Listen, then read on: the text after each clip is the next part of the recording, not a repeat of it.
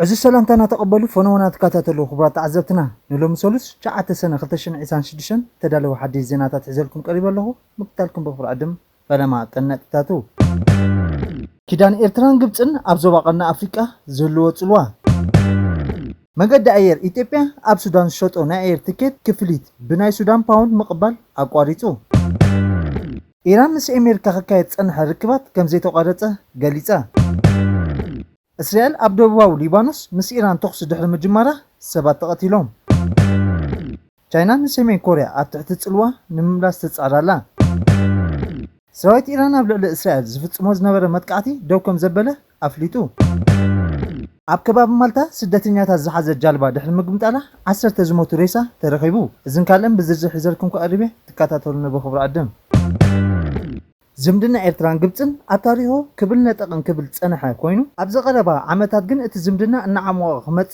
تسانحيو كلتين هاقرات أبوزح زباو قدات أب حاد مرقت إن حزاق متسان أب حاد دنبا خسلفان ترائنا اللوها بفلاي زمدنا إرتران إيتيبيان دحرت أخوينات تقراي دو زبالة سمع بريتونا إن حرفة في دحر ممتو معروها أخوينات حاد حل السودان إن تقوهارة دحر مقادو اتزباو أسلالفا إن نتسأرة كمت ترايو كلتين هاقرات أب إست تزلون كلتي أو ركبات متحقازن أزباو قديا السودانن سوماليان كأيح بحرن بوقعي حاد صنع مرقت حيزان كقوعزا خمس سنها يفلت عميازا ختشن إيسان سلسان زتبارعه كوينات حاد السودان زتفلاليو نايدقه حالتات زعدمه ترخبو مخان زفلت كوينو قبتن إيرتران تساقع سراوي السودان كم زحازو يفلت تحباراو مرقتيو ملكا أن حازا زمت أدما دحرتي أب حملة استخايدة وعلاتات إيقاد أب أديسابا قراب تهاجرا السودان أب كايرون ايو ኢትዮጵያን ከይናን ዝርከበን ሃገራት ኢጋድ ንጉዳይ ሱዳን ሰላማዊ ፍታሕ ንምንዳይ ብዝብል ኣብ ሓምለ 2023 ኣብ ኢትዮጵያ ኣብ ዘካይዶ ኣኼባ ኣፍሪቃዊ ዓቀብ ሰላም ንሓይሊ ንምእታው ብዝብል ሓሳብ ኣቕሪበን ነይረን ኣብቲ ዋዕላ ቀዳማይ ሚኒስተር ኣብ ኣሕመድ ፕሬዝደንት ኬንያ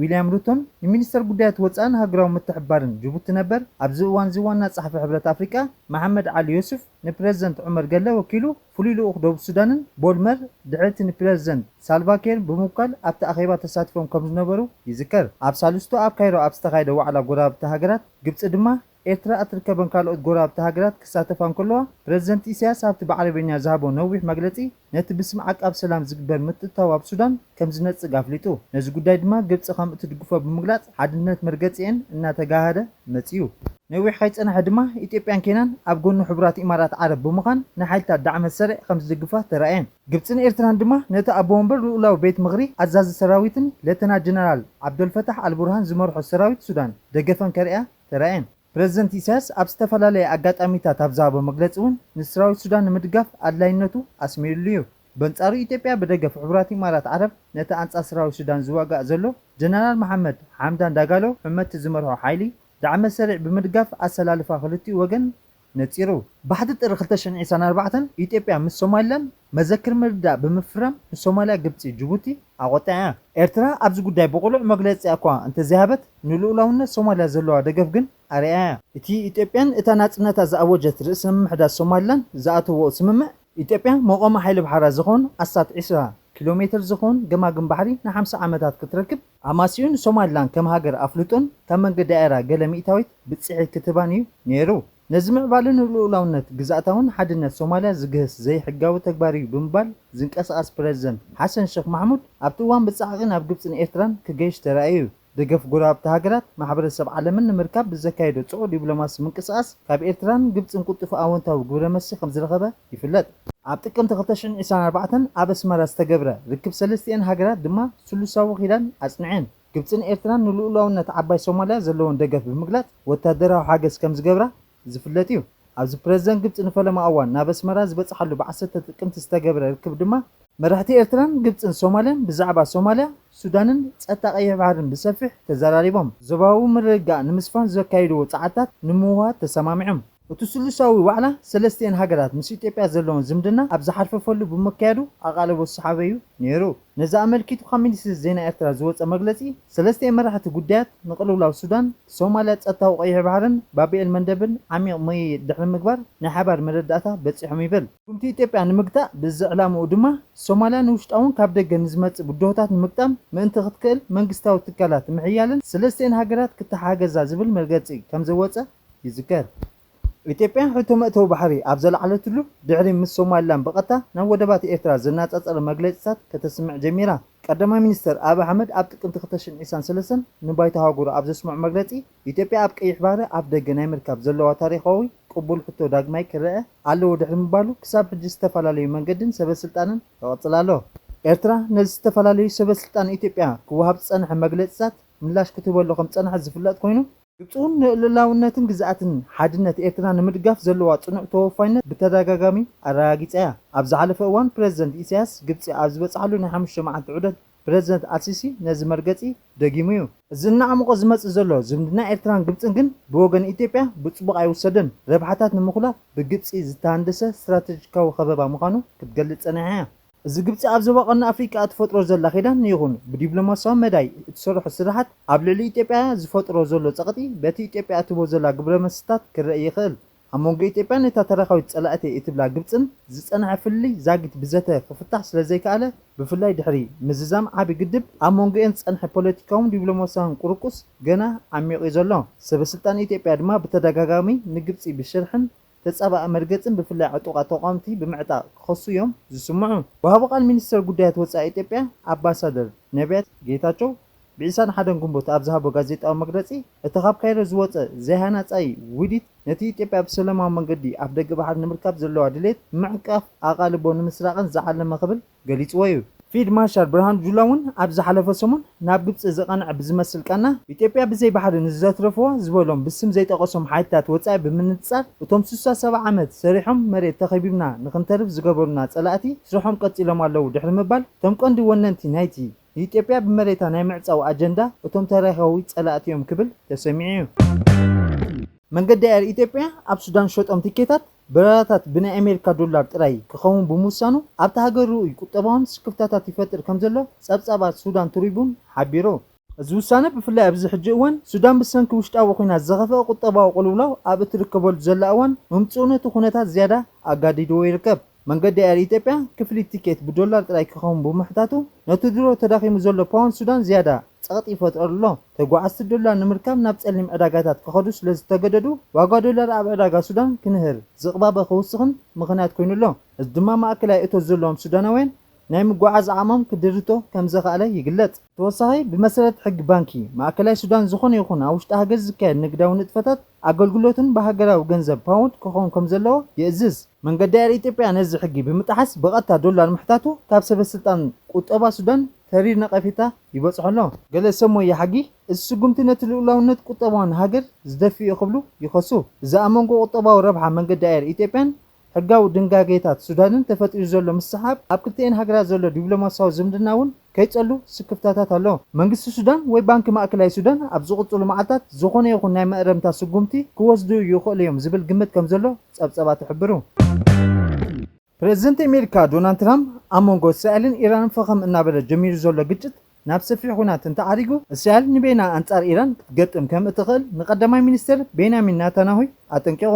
ትራምፕ ንቻነል 12 እስራኤል ኣብ ዝሃቦ መግለጺ ናታንያሁ ንመጥቃዕቲ ሚሳኤል ኢራን ምላሽ ከይህብ ከም ዝተማሕፀነን ሓንጊዱ ምስ ወዓሎ ከዓ ስክፍታ መጥቃዕቲ እስራኤል ኣብ ልዕሊ ዕላማታት ኢራን ንምንካይ ከም ዝሰርሕን ገሊጹ። ትራምፕ ብተወሳኺ ኢራን ኣብ ልዕሊ እስራኤል መጥቃዕቲ ከም ዘቋረፀት ንኣሜሪካ ከም ዝሓበረትን ኣሜሪካን እስራኤል መጥቃዕቲ ደው ከተብል ክትምሕፀን ከም ዝሓተተቶም ይገልጽ። ትራምፕ ምስ ኢራን ኒውክሌሳዊ ስምምዕ ክኽተም ከም ዝከኣል ከም ዝኣምን ተገሊጹ። እዚ ከምዚ ኢሉ እንከሎ ቀዳማይ ሚኒስትር እስራኤል ቤንያሚን ናታንያሁ ኢራን ኣብ ካልኣይ ግዜ እንተኣጥቂዓ ዝኸፍአ ምላሽ ከም ዝህሉ ሓቢሩ። ገለ እስራኤላውያን ደገፍቲ እስራኤልን እስራኤል ቤና ከተጥቅዕን ከተድምዕን ከም እትኽእል ይገልጹ። ምምሕዳር ትራምፕ ስምምዕ ክብል ሕድገታት ይገብር ከይህሉ ብምጥርጣር እስራኤል ቤናዊ ስጉምቲ ክትወስድ ይደፋፍኡ ኣለዉ። ኢራን ኣብ ልዕሊ እስራኤል ዝፈጸሞቶ መጥቃዕቲ ሚሳይላትን ድሮናትን ነቲ እስራኤል ኣብ ልዕሊ ህዝቡላህ ዘካየዶ መጥቃዕቲ ግብረ መልሲ ንምሃብ ዝዓለመ ኮይኑ ብላዕላዩ ክረአ እንከሎ ወታደራዊ ጥልኡ ውሱን እኳ እንተመሰለ ወታደራዊ ትርጉሙ ግን ኣዝዩ ዓብዪ ክኸውን ይኽእል እዩ። ኢራን ኣብ ልዕሊ እስራኤል እተካይዶ ቀጥታዊ መጥቃዕትታት ኣብ ልዕሊ መሬታ ኣዘዝታ ወይ ረብሓታት ንዝፍጸሙ ስጉምታት ከም ሕነ ምፍዳይ ጌራያ ንዓመታት ክትገልጾ ጸኒሓ። እዚ ናይ ሎም ቅነ ግን ዝተፈለየ እዩ። ቴህራን ነዚ ስጉምቲ ዝወሰደት ኣብ ልዕሊ ካብ ሓደ ካብ መሻርክታ ድሕሪ ዝተፈጸመ መጥቃዕቲ እዩ። እስራኤል ምስ ህዝቡላህ ምትእስሳር ኣለዎም ኣብ ዝበለቶ ከባቢታት ደቡባዊ ቤይሩት ዝርከብ ህንጻታት ድሕሪ ዘካየደቶ መጥቃዕቲ ዝሰዕበ ድማ እዩ። ሰራዊት ኢራን ኣብ ልዕሊ እስራኤል ዝፍጽሞ መጥቃዕታት ከም ዘየቋርጥ ብሶኒ ገሊጹ ኣሎ። ይኹን እምበር እቲ መጥቃዕቲ ንምፍጻም ዝተወሰደ ውሳነ ሓደ ኣገዳሲ ሕቶ የልዕል። መሪሕነት ኢራን ወተሃደራዊ ስጉምቲ እስራኤል ከስዕብ ካብ ዝኽእል እናፈጠነ ምስ ኣሜሪካ ዝግበር ዘሎ ተኣፋፍ ዘተ ሰላም ኣብ ሓደጋ ክውድቕ ከም ዝኽእል እናተገንዘበ እዩ። መራሕቲ ኢራን ድሕርቲ ኣዋርሒ ዝወሰደ ግጭት ዘለዎ መርገጺ ከመይ ምዃኑ ዘርኢ ክኸውን ይኽእል እዩ። እስላማዊ ሓለዋ ሰውራ ኢራን ኣብቲ ውግእ ብገለ መድያት እኳ እንተተዳኸመ ብኻልእ ሸነኽ ግን ዝለዓለ ስምዒት ተጻዋርነትን ከም ዘለዎ ንሕሰኒቑ ወፂኡ። ዋላ እኳ ብርቱዕ ወታደራዊ ፀቕጢ ቁጠባዊ እገዳታት ዕፅዋ ወደባትን እንተነበሮ እቲ መንግስቲ ክምክት ክኢሉ እዩ።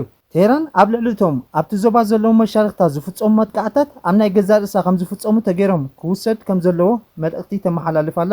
እዚ ዓይነት መልእኽቲ እዚ ንህዝቡላህ ንዕጡቓት ዒራቅን ንኻልኦት ኣባላት ኪዳን ሓይሊ ምክልኻልን ተባሂሉ ዝፍለጥ ዞባዊ መርበባት ስትራቴጂካዊ ኣገዳስነት ኣለዎ። እቲ መጥቃዕቲ ብቐጥታ ንእስራኤል ጥራይ ዝዓለመ ኣይነበረን። ቴህራን ነቲ ትህቦ መጠንቀቕታ ናይ ተግባር ክትቅይሮ ትኽእል ድያ ኢሎም ኣስጊሎም ንዝርከቡ ዝነበሩ መሻርክቲ ኣሜሪካን እስራኤልን ዝኾነ ዞባውን ሃገራዊ መልእኽቲ ንምሕላፍ ዝዓለመ እውን እዩ። እዚ ሓደስቲ ምዕባለታት ዝረኣየሉ ዘሎ ግዜ ብማዕረ ሕቶ ዝፈጥር እዩ። ፕሬዚደንት ኣሜሪካ ዶናልድ ትራምፕ ኣብ ዝቐረባ ግዜ ስምምዕ ክግበር ከም ዝከኣል ጠቒሱ ነይሩ። እቲ ትፅቢት ዝግበረሉ ኣተሓሳስባ ኢራን ነቲ ክካየድ ዝጸንሐ ዲፕሎማስያዊ መስርሕ ኣብ ሓደጋ ከይተእትዎ ስጉምትታት ካብ ምውሳድ ክትሕየብ እዩ። ይኹን እምበር ቴህራን ብግምጣሉ ክትርእዮ ትኽእል እያ። መራሕቲ ኢራን ብውሱን ወይ ብዝተሓሰበሉ ወታደራዊ ስጉምቲ ኣቢልካ ሓይልኻ ንምርኣይ ነቲ ኣብ ማእዲ ዘተ ዘሎ መርገጺ ከዳኸሞ ዘይኮነስ ክድግፎ ከም ዝኽእል ደምዲሞም ክኾኑ ይኽእሉ እዮም። ብተወሳኺ ሰራዊት ኢራን ኣብ ልዕሊ እስራኤል ዝፍጽሞ ዝነበረ መጥቃዕቲ ደው ከም ዘበለ ሚኒስትር ጉዳያት ወጻኢ ሃገር ትማልእ ኣፍሊጡ። እንተኾነ ቴህራን ሰራዊት እስራኤል ኣብ ሊባኖስ ወታደራዊ ስርሒታቱ እንተቐፂሉ ሕነ ክትፈዲ ምዃና ኣጠንቂቓላ። ፕሬዚደንት ትራምፕ ትማሊ ምስ ጋዜጣ ፋይናንሻል ታይምስ ኣብ ዝገበሮ ጻውዒት ቴሌፎን ቀዳማይ ሚኒስትር እስራኤል ቤንጃሚን ኔታንያሁ ነቲ ኣሜሪካ ምስ ኢራን ዝግበር ስምምዕ ካብ ምቕባል ሓሊፋ ኣማራፂ ከም ዘይህልዎ ብምጥቃስ ፕሬዚደንት ኣሜሪካ ናይ መወዳእታ ወሳኒ ምዃኑ ገሊጹ። በኻልእ ወገን ኣብ መንጎ ኣሜሪካን ኢራን ዝግበር ዘሎ ሚስጥራዊ ምልውዋጥ መልእኽቲ ኣይተበትከን ተባሂሉ። ዋሃቢ ቃል ሚኒስትር ጉዳያት ወጻኢ ኢራን እስማዒል ባቃዒ ትማሊ ኣብ ዝሃቦ ጋዜጣዊ መግለጺ ኣብ መንጎ ኢራንን ኣሜሪካን ዝግበር ዘሎ ምልውዋጥ መልእኽትታት ኣይተበትከን ክብል ገሊጹ። እታ ሃገር ብሰንኪ እስራኤል ኣብ ሊባኖስ እተካይዶ ዘላ መጥቃዕታት ምስ ኣሜሪካ ዘለዋ ርክብ ከተቋርጽ እያ ዝብል ወረታት ክናፈስ እኳ እንተቐነየ እዚ ርክብ ግን ገና ይቐጽል ከም ዘሎ ተፈሊጡ ኣሎ። ቅድሚ 2 መዓልታት ሚኒስትር ውሽጣዊ ጉዳያት ፓኪስታን ማሲን ናቂፍ ናብ ቴህራን ብምምጻእ ኣብ መራሕቲ ፓኪስታንን ዝተለኣኸ ጽሑፍ መልእኽቲ ናብ ላዕለዋይ መራሒ ኢራን ሞታባይ ካሚነ ኣብጽዕሎ። ዕላማ እቲ ዑደት ባቃዒ ከም ዝገለጾ ሓደ ካብቶም ምኽንያት ነቲ ዘተ ንምቕጻልን ምስ ዕርቀ ሰላም ዝተሓሓዙ ጉዳያት ንምስላጥን ምዃኑ ገሊጹ። ቴህራንን ዋሽንግተንን ሰነድ ርድድእ ኣብ ምፍራም ንኽበጽሓ ካብ 8 ሚያዝያ ዝተገብረ ናይ ተኹሲ ምቁራጽ ስምምዕ ጀሚረን መልእኽተን ክለዋወጣ ከም ዝጸንሓ ይፍለጥ። ፕሬዚደንት ኣሜሪካ ዶናልድ ትራምፕ ብተወሳኺ ብሰሉስ ኣብ ዝሃቦ ጋዜጣዊ መግለጺ ኣብ ረድቲ ናይታ ኣብ ጥቓ መጻበዪ ሄርሙዝ ዝወደቐት ሄሊኮፕተር ጽቡቕ ኣለዉ ኢሉ። ፕሬዚደንት ትራምፕ ቅድሚ ናብ ዋሽንግተን ዲሲ ምምላሱ ኣብ ሃገራዊ መዕርፎ ነፈርቲ ጆን ኤፍ ኬኔዲ ኣብ መውረዲ ነፈርቲ ኣብ ዝሃቦ መግለጺ ዝተጎድአ ሰብ ከም ዘየለ ብምግላጽ ኣሜሪካ ድሕርቲ ሰሉስ ጸብጻብ ፍጻመ ክትዝርግሕ ምዃና ዓቢሩ። እታ ኣፓቺ ብተኹሲ ኢራን ተሃሪማ ድያ ሜካኒካዊ ውድቀት ኣጋጢሟ ድዩ ወይስ ካልእ ጸገማት ኣጋጢሟ ብቕጽበት ንጹር ኣይነበረን። እስራኤል ኣብ ደቡባዊ ሊባኖስ ምስ ኢራን ተኹሲ ድሕሪ ምልውዋጣ 14 ሰባት ቀቲላ። ቅልለት ዝፍጸም ዘሎ ኢራን ኣብ ሊባኖስ መጥቃዕቲ እስራኤል እንተቐፂሉ ናይ ምጭፍላቕ ጽፍዒት ከም ዘጋጥማ ኣብ ዘጠንቀቐትሉ እዋን እዩ። ሓይልታት እስራኤል ኣብ መላእ ደቡባዊ ሊባኖስ ብዝተፈጸመ መጥቃዕቲ ኣየር ብውሕዱ 14 ሰባት ቀቲሎም 10ታት ድማ ኣቑሲሎም። እቲ ብሶኒ ዝተፈጸመ ቅትለት ኢራንን እስራኤልን ብ8 ሚያዝያ ተኹሲ ደው ምባል ካብ ዝጅምር ንዳሕር ኣዝዩ ርኡይ ዝኾነ ምዕባለ ተኹሲ ድሕሪ ምልውዋጥን እዩ። ብመሰረት ሃገራዊ ኣገልግሎት ዜና ሊባኖስ እስራኤል ኣብ ደቡባዊ ገማግም ባሕሪ ከተማ ጢሮስ ኣብ ጥቓ ማእከል ቀይሕ መስቀል ዝተኻየደ መጥቃዕቲ 4 ፓራማዲክስ ዝርከቦም 5 ሰባት ክሞቱ ከለዉ ካልኦት 8 ድማ ቆሲሎም። ስደተኛታት ከም ጻዕነት እትግመት ጃልባ ኣብ ጥቓ ከተማ ደሳዊት ሃገር ማልታ ብምጥሓላ 10 ሰባት ከም ዝሞቱ ሓለዋ ባሕሪ ኢጣልያ ኣፍሊጡ። እታ ካብ ገማግም ባሕሪ ሊብያ ዝተበገሰት ጃልባ እቲ ሓደጋ ኣብ ዘጋጠመሉ እዋን 16 ሰባት ጽዒና ከም ዝነበረት ሰመዚ ገሊጾም። እታ ስደተኛታት ከም ጻዕነት እትእመን ጃልባ ድሕሪ ምጥሓላ ማልታ ስርኢት ኣድሕንን ምድላይን ክግበር ሓገዝ ከም ዝሓተተት ሓለዋ ባሕሪ ኢጣልያ ኣብ መግለጺ ሓቢሩ። ጃልባ ህይወት አድሕን ኢጣልያ 10 ሬሳታት ክትረክብ እንከላ ጉጅለ ምድላይ ክሳብ ሰንበት ድሕረ ቀትሪ ኣብቲ ከባቢ ጻዕርታቶም ከም ዝቐጸሉ ገሊጹ። ኣብቲ ከባቢ ዝነበረ ጃልባ ገፈፍቲ ዓሳ ህይወት 48 ሰባት ኣብ ምድሓን ከም ዝሓገዘትን እቲ መግለጺ ወሲኹ ሓቢሩ። ከም ሓበሬታ ዓለም ለኻዊ ትካል ስደተኛታት IOM ኣብዚ ዓመት ነቲ ኣዝዩ ሓደገኛ ዝኾነ ማእከላይ ባሕሪ ሜዲተርያን ክሰግሩ ዝፍትኑ ብውሕዱ 827 ሰባት ሞይቶም። ኣብ ጥቓ ባሕሪ ሜዲተርያን ካብ ዝርከብ ሃገራት ሰሜን ኣፍሪቃ ዝብገሱ ሰባት ናብ ኢጣልያን ማልታን ንምብጻሕ ነዚ መስርሕ ባሕሪ ይጥቀሙ። ኣብ ዝሓለፈ ዓመት ኣብዚ መስርሕ ልዕሊ 1300 ሰባት ከም ዝሞቱ IOM ይሕብር። ክቡራት ተዓዘብትና ናይ ሎሚ ነበረ መደባትና ነዚ ይመስል። ቁጥፉን እዋናውን ሓበሬታ ክትረኽቡ ላይክ፣ ሼር፣ ኮመንት፣ ሳብስክራይብ ክትገብሩ ብኽብሪ ዕድም ሰሰና እዩ።